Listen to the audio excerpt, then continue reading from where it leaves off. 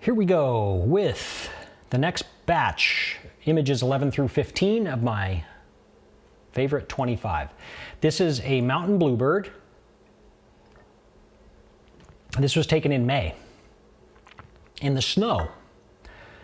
That's the beautiful snowy white background, and I love it. It's super clean, and I love taking images when I can get a nice clean snowy background. This was taken with the Nikon Z9 and that wonderful Nikon Z 400mm 2.8 with the built-in teleconverter. This was shot at 560mm, f6.3, ISO 1600 and 1/2500th of a second.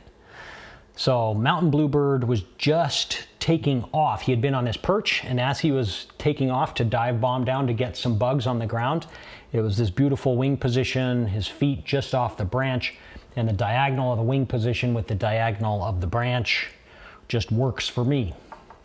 So I love this one. Super clean background, beautiful subject, nice color, strong diagonals, giving a lot of energy as this bird is taking off. It just works for me. I take it. I love it. And not much else to say about that. All right. Now we're back with a bison in the Tetons. And this is like a classic, iconic situation here of a big bull bison walking in front of the Teton range. We've got beautiful clouds. We've got nice little foggy haze in the meadow. And a wonderful subject, wonderful environment. So for me, this like has all the elements. And wonderful. I chose to go black and white here to kind of give it more of a classic old-timey kind of feel. It looked really nice in color as well, but the black and white spoke to me a little bit more. And I don't know what else to say about it. It's a classic scene, and anytime I have the opportunity to include like iconic elements in the scene, like the Grand Teton, like Kilimanjaro, if I'm in Africa, things like that, I'm always looking for that opportunity. And this was a really good opportunity with a super clean foreground of just this meadow and no trees, no clutter, nothing. And just enough interest in the clouds up above to make that interesting as well. So this was shot with the Nikon Z9 and the 70 to 200mm lens at 70mm, f5.6, ISO 800, 12/50th of a second. So f5.6 is still, that's not a ton of depth of field, but the Tetons, if you zoom in, they're not perfectly sharp, and I don't care. I don't necessarily want or need a ton of detail in the Tetons. I've got beautiful snow mixed in with the rocks. It's early enough in the year that all that snow hasn't melted out of there, so it's just fantastic.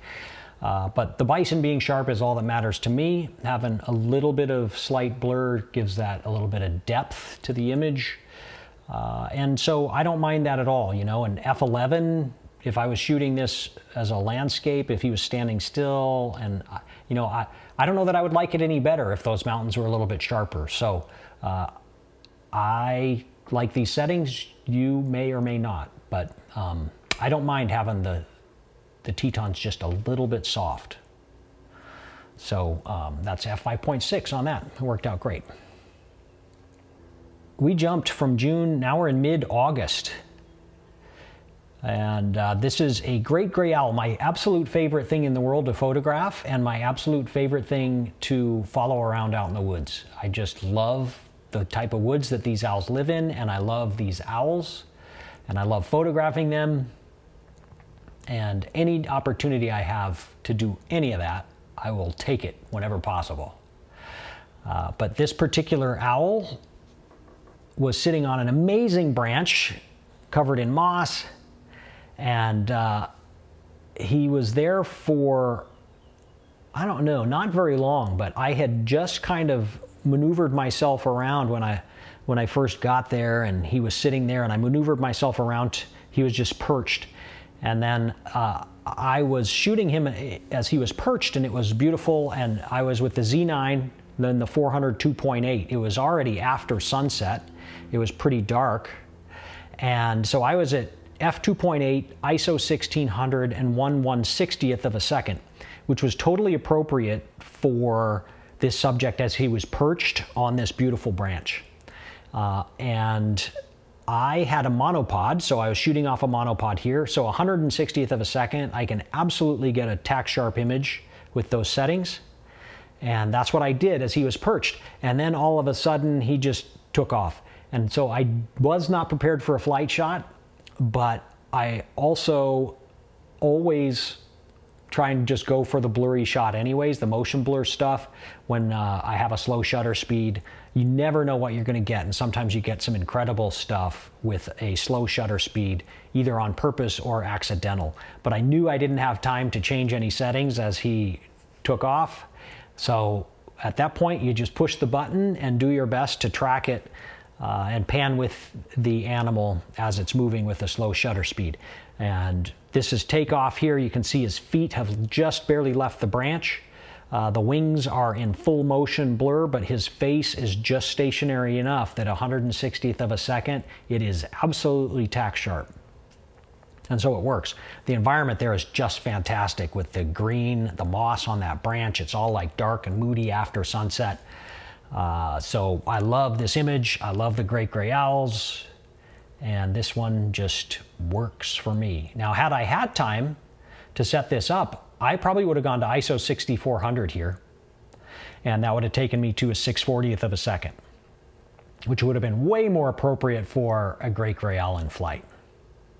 But this works just great, just a low percentage. So I don't remember the sequence, but I probably shot at 20 frames a second here. I probably got off about 20 frames or so as it leapt off that branch and moved off, and 3 of them were absolutely tack sharp and really cool with nice motion blur. So 3 out of 20 on a bird in flight at 160th of a second. I'll take that every time. I'm pretty happy with that result. Another great gray owl here. This one happens to be in September. And again, we're on the Nikon Z9 with that beautiful 400 2.8. I did not have the teleconverter engaged, so I was shooting at 400 f2.8, ISO 400, 1/4000th of a second. So this one was last light of the day as the sun was just halfway below, going behind the mountains, and it was giving off just this sliver of beautiful orange sunset light coming through the forest. So most of the forest had gone dark there, but there was just this magic little piece of light skimming through the forest that happened to hit that log and a little bit on the owl as it was looking at a potential meal underneath that tree. So I had been with this owl in that location for probably an hour. It sat on that perch. And the lighting conditions varied from direct sunlight, and then as it moves, it tracks different things, objects in the forest block that light and punch through, and then it'll light up too bright. And anyway, so this was just one of those little magic moments as the sun was setting and got this beautiful light on this owl.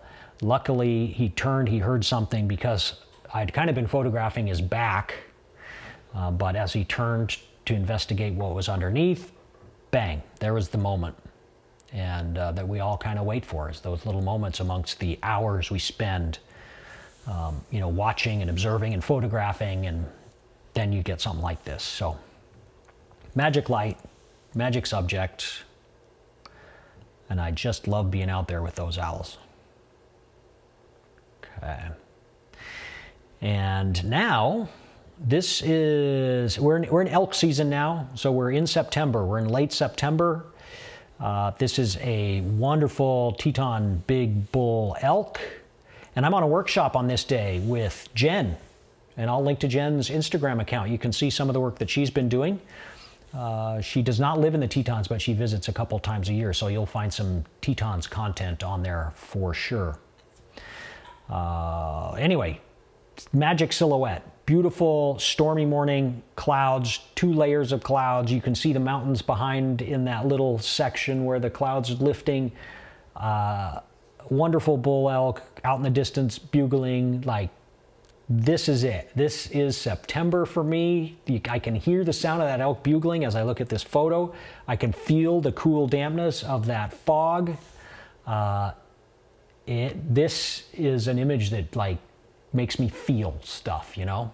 I like images that make me feel stuff, and this makes me feel stuff. So I hope that does to you as well. But this one, again, Nikon Z9 with the 400 2.8 teleconverter engaged, 1/200th of a second, f4, ISO 1250.